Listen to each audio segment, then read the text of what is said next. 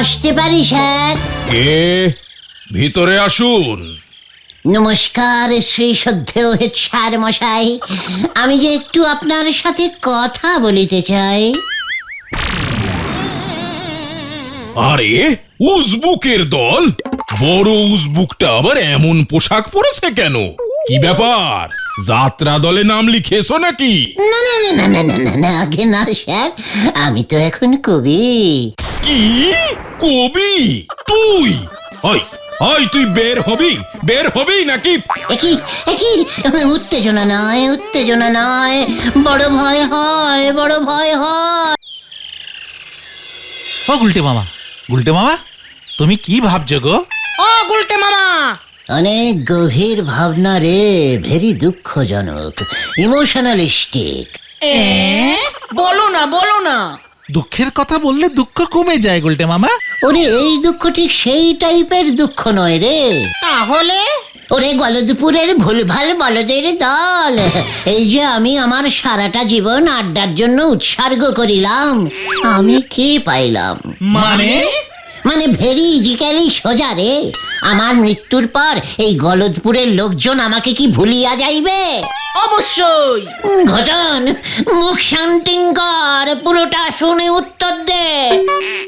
এই ঠিক আছে তুমি বুঝিয়ে বলো গুলটে মামা। না মানে আমি বলছিলাম যে এই যে আমি বাঙালির এই আড্ডা শিল্পকে বাঁচাইয়া রাখিবার জন্য সারা জীবন আন্দোলন করিলাম, তার জন্য এই গলদপুরের স্কুল মাঠে আমার একটা পাথর মানে প্রস্তর খণ্ডের মূর্তি যদি স্থাপিত হইত, তাহলে আমার এই মারমার আত্মা শান্তি পাইত। তোমার স্ট্যাচু বসাতে চাইছে স্কুল মাঠে? আরে হ্যাঁ রে হ্যাঁ, বিশাল আকার এক মূর্তি, গলায় ঝুলিবে মল্ল মানে মালা। কাকে করবে পার্টি?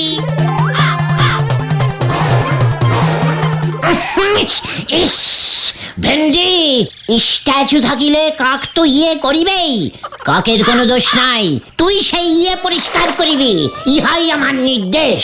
ঠিক আছে। দূর, গাছে কাঁঠাল গোপে তেল। তোমার ওই মূর্তি কে আর প্রতিষ্ঠা করবে বলো? সে তো অনেক খরচ।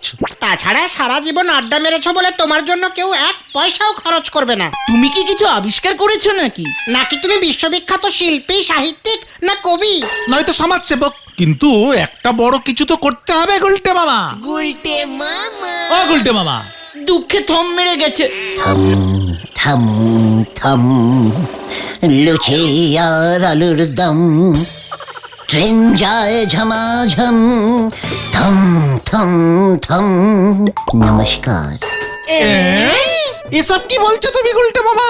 মনে পড়ে গেছে রে, মনে পড়ে গেছে, আমারও মূর্তি প্রতিষ্ঠার কারণ আছে আছে আছে। কি তুমি কবিতা করে কথা বলছো কেন গুলটে মামা? ওরে ওরে ওরে, আমি তো কবি রে। হ্যাঁ রে গলদপুরের বেরসিক বলদের দল, আমি কবি। তোরা কি আমার শিষ্য হবি? আলবাত, তবে ব্যাপারটা একটু খোলসা করে বলো না গুলটে মামা। হ্যাঁ, তুমি আবার কবি হলে কবে থেকে? সে অনেক অনেক আগে থেকে, অনেক দিনের কথা। আমি তখন থাকিতাম বুড়ো কাসুন্দিপুর নামক এক রাজ্যে। সারাটা দিন একটি বটের গাছের নিচে বসিয়া বলে যাকে বলে কবিতা লিখিতাম।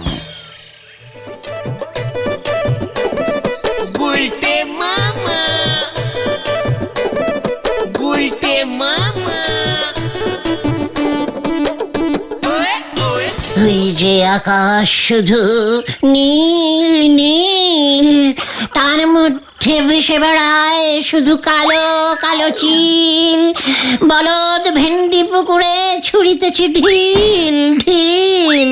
এমন সময় সেখান দিয়া যাইতেছিলেন সেই রাজ্যের রাজা, উনি আমার কবিতা শুনিলেন। বাবা বাবা বাবা, কি সুন্দর কবিতা। কে তুমি কবি? কি নাম তোমার? আগে আমি হইলাম শ্রীমান শ্রীযুক্ত কবি গুলমিকি। ঠিক আছে, আজ থেকে তুমি হইলে আমার সভা কবি। তারপর আমার স্থান হইল বটগাছতলা টু রাজপ্রাসাদ। সারাদিন আমি কবিতা রচনা করিতাম আর রাজামশাইকে শোনাইতাম। এসেছে শরৎ, হিমের পরশ, লেগেছে হাওয়ার পরে। এই কবি, কবিতাটা কোথাও শুনেছি শুনেছি বলে মনে হচ্ছে না? ইয়ে মানে না, মানে হ্যাঁ স্যার, মানে রাজামশাই অন্য একটা বলছি। আগে কি সুন্দর, কি সুন্দর, কি সুন্দর। কি সুন্দর সেটা বলবে তো? বলছি ইয়ে মানে আপনার ওই দাড়ি। কি? হ্যাঁ রাজামশাই, আপনার দাড়ি কি সুন্দর, কি সুন্দর। রাজামশাইয়ের দাড়ি ইয়ে মানে কি সুন্দর দেখিতে লাগে রসগোল্লার হাঁড়ি। বাহ বাহ বাহ, চালিয়ে যাও কবি, চালিয়ে যাও। কি সুন্দর, কি সুন্দর রাজামশাইয়ের ভুঁড়ি। দু হাত তুলে বলো সবাই, মানে বলো হরি, বলো হরি, হরিবল হরিবল, বলো হরি, বলো হরি। হরিবল হরিবল।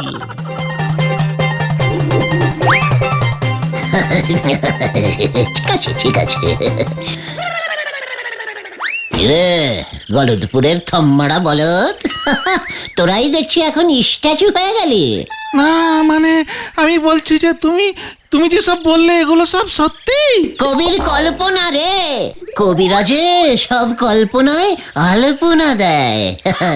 আমার ভিতরে গুলমিকি কবি আবার জাগিয়া উঠিয়াছে। আমি কবিতা লিখিয়াই বিখ্যাত হইব। তখন দেখবে আমাকে সবাই বিশ্বকবি, না থাক, মানে বিশ্বকবি তো আছেই, তাহলে আমি হইব ইয়ে মানে আমি হইব সৌরজাগতিক কবি শ্রীমান গুলমিকি। জয় গুলটে মামা কি জয়। কিন্তু এমনি এমনি তো তোমার স্ট্যাচু তৈরি হবে না। তোমাকে তো এই গলতপুরের সবাইকে জানাতে হবে যে তুমি একজন কবি। ঠিক, তবে গলদপুরের সবাইকে জানানোর থেকে নরাকে জানাতে পারলেই অনেকটা কাজ হয়ে যাবে, বুঝেছিস? ওর দোকানে আমার মতো কবি যদি এক কাপ চা খায় না, তখন দেখবি ও জনে জনে বলে বেড়াবে আমার কথা। চলে আয় আমার সঙ্গে।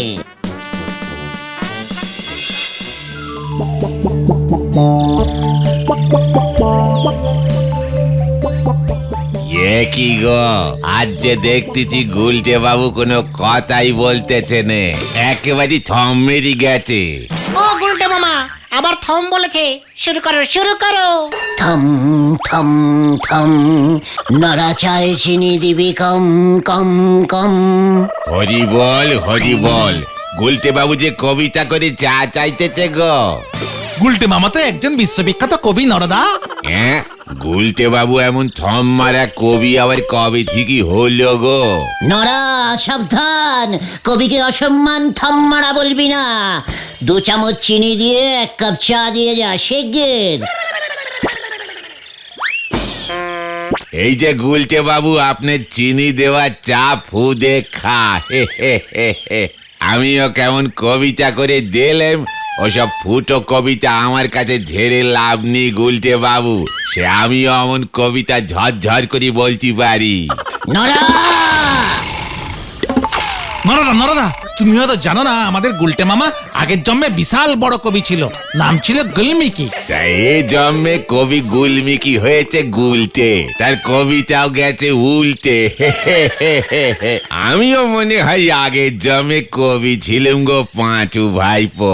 পাঁচু, পাঁচু, নরাকে বলে দে এই গলদপুরে একজনই কবি ছিল, আছে এবং থাকবে। সে হলো এই গুলটে, অর্থাৎ গুলমিকি। তালি পরে আমিও আপনারে চা দেব নে, আর কবি বলেও মানব নে। সহ্য হচ্ছে না। পাঁচু, চলে আয় তোরা।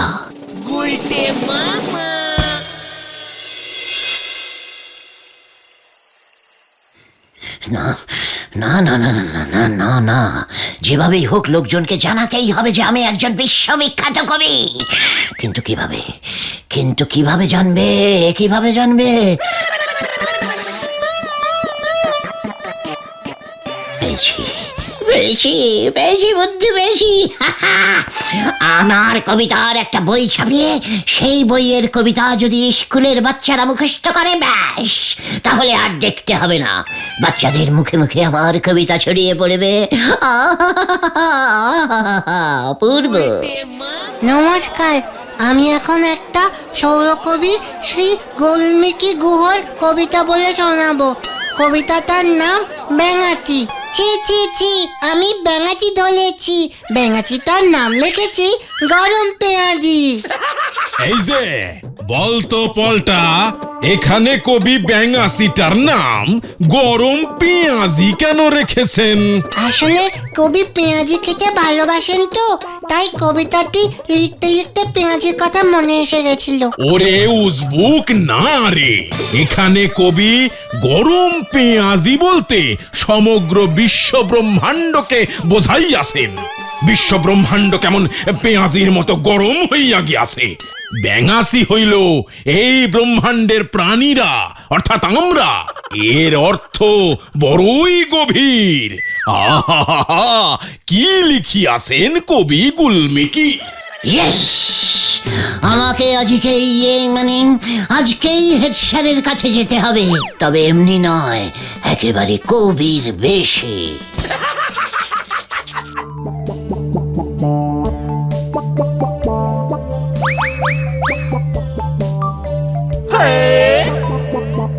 আসতে পারি স্যার? কে? ভিতরে আসুন। নমস্কার শ্রী শ্রদ্ধেয় হেড স্যার মশাই, আমি যে একটু আপনার সাথে কথা বলিতে চাই। আরে উজবুকের দল, বড় উজবুকটা আবার এমন পোশাক পরেছে কেন? কি ব্যাপার, যাত্রা দলে নাম লিখেছো নাকি? না না না না না না না না, আগে না স্যার, আমি তো এখন কবি। কি কবি তুই? ওই ওই, তুই বের হবি নাকি? একই একই, উত্তেজনা নয়, উত্তেজনা নয়, বড় ভয় হয়, বড় ভয় হয়। স্যার, আমার কথাটি শুনুন, দয়া করে আমাকে আপনি চিনুন। তোকে আবার সেনার কি আছে রে উজবুক?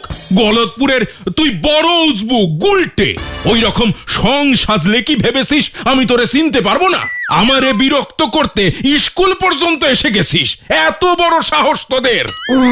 না স্যার, ভুল বুঝবেন না, এই জন্মে আমি গুলটে, কিন্তু আগের জন্মে তো আমি ছিলাম কবি গুলমিকি।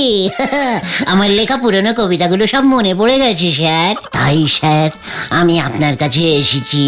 বুড়ো কাসুন্দিপুর রাজ্যের রাজার সভাকবি ছিলাম আমি, ওই সময় অনেক কবিতা লিখেছিলাম। ওইগুলো যদি এই জন্মে বই করে ছাপিয়ে বার করে স্কুলের ছেলেপুলেদের পড়তে দেন, ওরা খুব উপকৃত হইতো স্যার। কি আমার সঙ্গে মস্করা করার আর জায়গা পাও না উজবুক মরকট?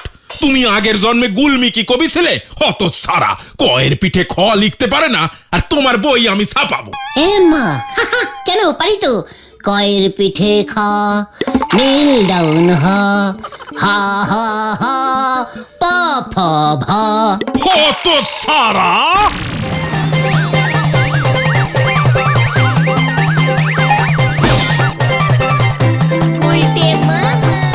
দূর হয়ে যা আমার চোখের সামনে থেকে, নয়তো আমি পুলিশ ডাকবো। কি আবার পুলিশ কেন? রাগ করবেন না স্যার, আমি যাচ্ছি স্যার, আমার ফলসদারিটা দিয়ে দিন স্যার, হারালে পুরো দাম দিয়ে দিতে হবে। এই নে হত সারা। একই কাণ্ড, একই কাণ্ড, সব হলো লন্ড ভন্ড, মাথায় উঠেছে দাড়ি, চল রে তাড়াতাড়ি। স্যার কেমন দিল? দাঁড়া!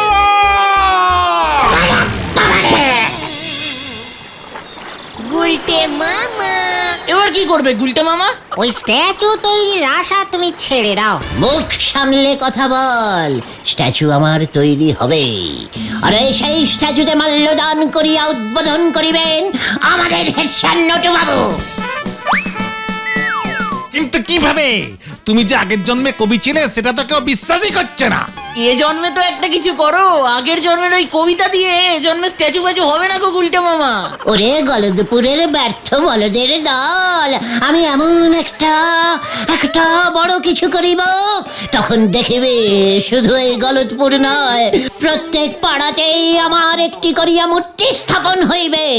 এই গলদপুরের নাম বদল করিয়া এই কবির স্মরণে গুলটেপুর হইয়াও যাইতে পারে। কি করবে তুমি? মহাকাব্য লিখিব। মহাকাব্য? আরে মহাকাব্য, ইয়া মোটা হবে বইটা। আমার মাথাটা কেমন যেন ঘোরাচ্ছে গুলটে মামা। এখন তো তোদের অনেক কিছুই ঘোরাবে, তার থেকে বরং ঘরের ছেলে ঘরে ফিরে যা। আর হ্যাঁ শোন, কাল থেকে আমাকে আর পাবি না কিন্তু, বলে দিলাম, আড্ডা বন্ধ। কেন? কোথায় যাবে তুমি? সময় হলেই সব জানতে পারবি। আজ তো একটা মহাকাব্য লেখা তো সহজ কাজ নয় রে, ওসব তোরা বুঝবি না। যা বাবা।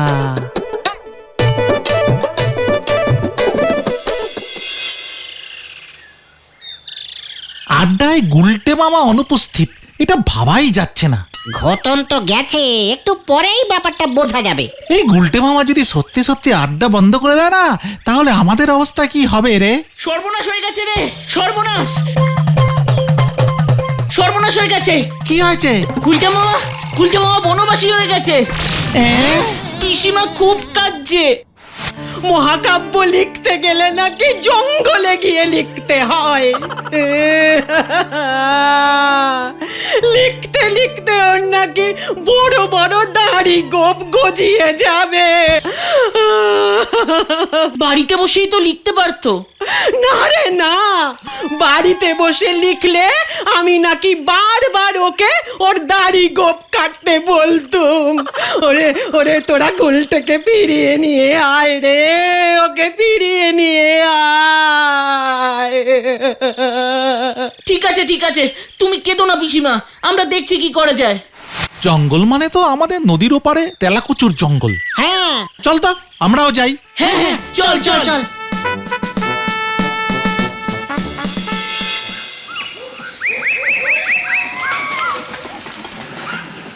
গুলটে মামা কোথায় গেল বলতো? কোথায় আজ যাবে? গভীর জঙ্গলে ঢুকবার সাহস নেই, এদিক সেদিকেই হবে। ওই দেখ,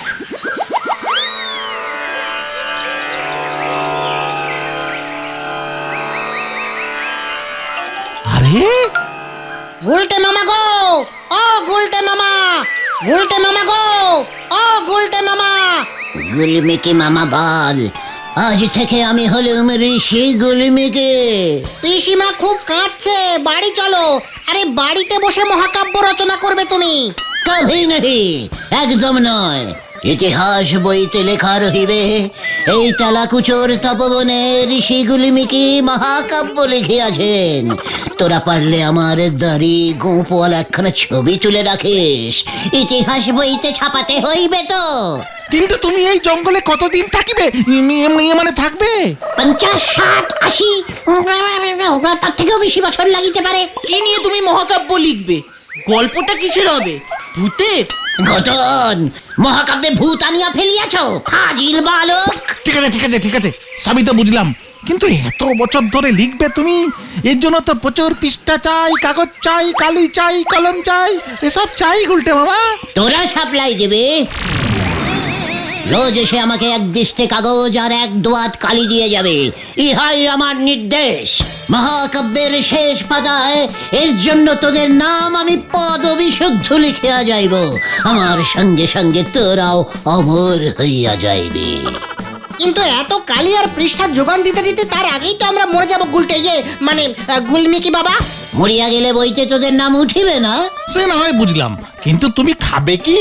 মুনি রাজা খায় ফল মূল লতা পাতা, মানে শাক পাতা, পুরো নিরামিষ।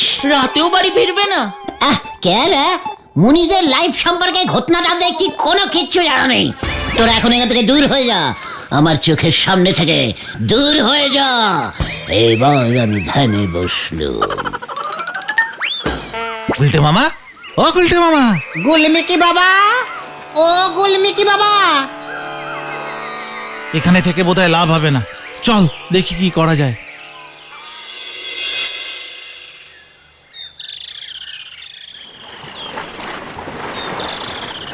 কি করা যায় বলতো? গুলটে মামা যা খেপেছে, সহজে বাড়ি ফিরবে বলে মনে হচ্ছে না।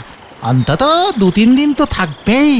জঙ্গলে 2 দিন থাকলে তাহলে গুলটে মামাকে আর দেখতে হবে না। উল্টে মামার ঘাট থেকে কবি হওয়ার ভূত নামাতেই হবে। রাইট, ঠিক বলেছিস।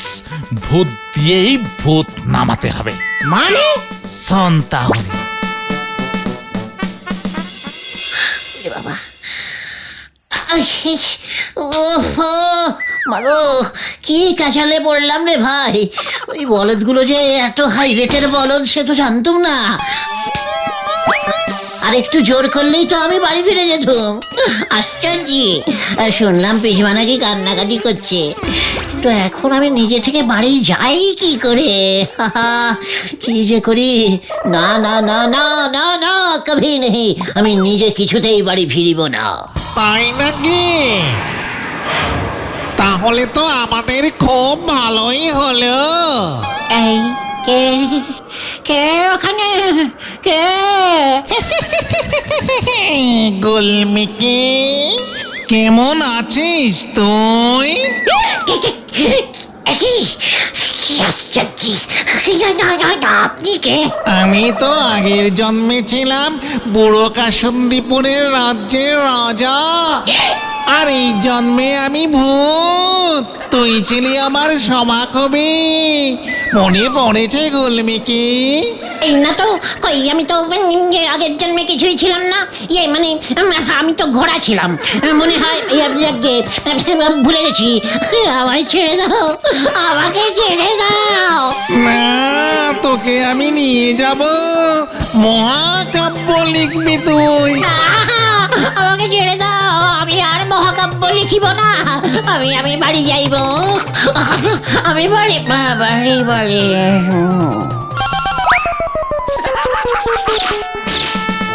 নে, প্ল্যান মনে হয় কাজে দিয়েছে।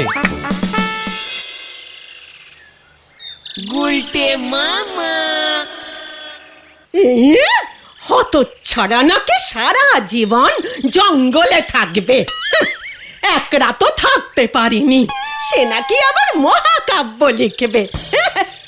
কত রং যে আর দেখাবে। খুব ভালো হয়েছে, খুব ভালো হয়েছে। এইবার 10 দিন বিছানাতেই শুয়ে থাকুক, তাহলেই আমার শান্তি। আর কবিতা লিখিব না রে ভাই যুগন। তাহলে তুমি কি লিখবে গুলটে মামা? ভূতের রচনা।